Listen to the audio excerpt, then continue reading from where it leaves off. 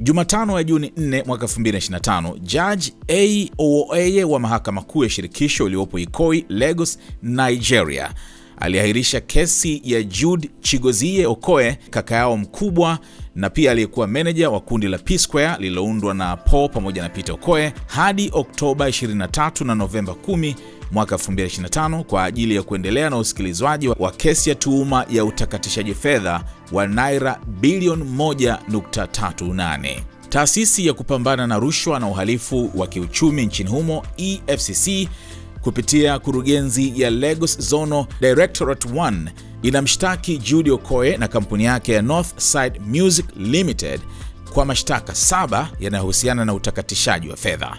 Mojawapo ya mashtaka hayo inadaiwa kuwa mwaka 2022 Jude Okoye na Northside Music Limited walinunua nyumba iliyopo namba 5 mtaa wa Tony Eromosele, Parkview Estate, Ikoyi, Lagos, yenye thamani ya naira milioni 850 kwa kutumia fedha walizojua au walipaswa kujua kuwa ni mapato kutokana na vitendo visivyo halali. Hii ni kinyume na kifungu cha 18 kifungu kidogo cha pili D cha sheria ya kuzuia na kupambana na utakatishaji fedha ya mwaka 2022 ya nchi hiyo, na kinastahili adhabu chini ya kifungu cha 18 kifungu kidogo cha 3.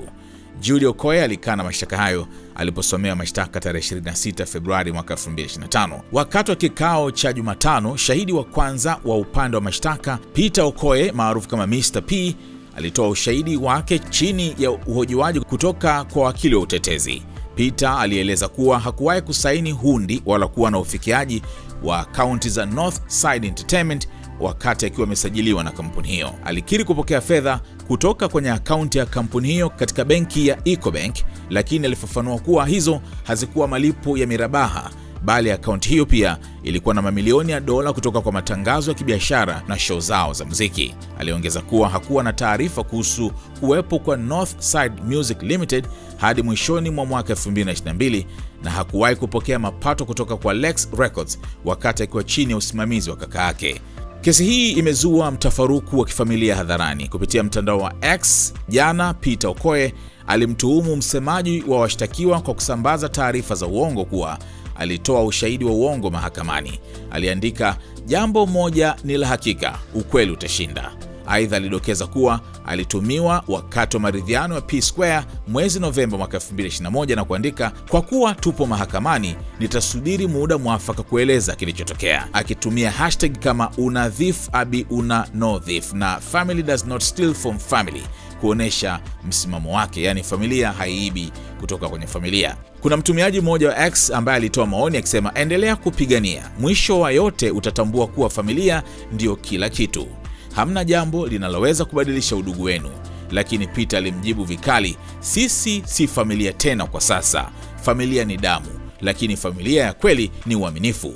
Alieleza kuwa alivumilia ukimya kwa miaka 20 ambayo karibu imgharimu kila kitu, akisisitiza upendo haupo kwenye udanganyifu, uaminifu hauasi, na familia haikuibii. Familia inayokuibia, kukudhalilisha na kupuuza maumivu yako si familia. Afya ya akili yangu ni muhimu. Kama inagharimu afya yangu ya akili, basi ni gharama kubwa sana. Akaweka hashtag I disown them. Kesi hii itaendelea kusikilizwa tena Oktoba na Novemba mwaka huu, ambapo inatarajiwa kuibua zaidi kuhusu tuhuma hizo na kuangazia undani wa mgawanyiko wa familia uliokumba familia ya Okoye, ambayo hapo awali ilijulikana kwa mshikamano kupitia jina la P-Square. Wateja wako watarajiwa wanaangalia video hii. Kama biashara yako ingeonekana pamoja na unachokiangalia sasa, wengi wangegeuka kuwa wateja wako wapya. Tuandikie sasa info@snstz.com au WhatsApp pekee 0659 250 389. Tuifikishe biashara yako kwa wana SNS.